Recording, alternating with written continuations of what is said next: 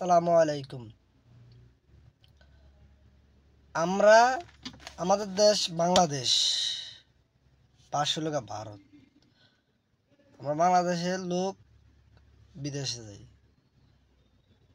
আমরা পারি না আজ পর্যন্ত, যারা লোক নিচ্ছে আদম ব্যবসায়ী, তাদেরকে ঠিক করতে আমরা পারি না। অথচ পার্শ্ববর্তী দেশ ভারত, ওদের কত কম টাকা যাচ্ছে, আর আমাদের এত বেশি লাগতেছে, আমরা ঠিক করতে পারি না।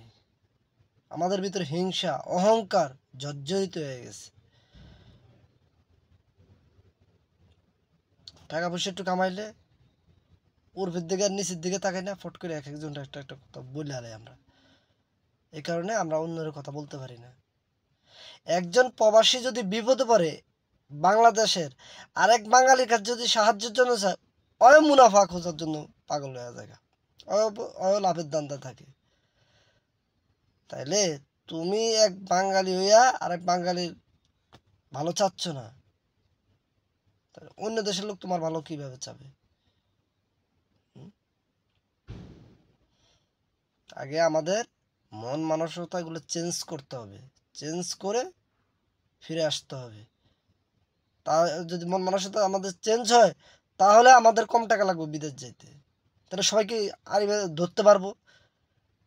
আর এখন তো যে পাচ্ছে সে খাচ্ছে, যে পাচ্ছে সে খাচ্ছে।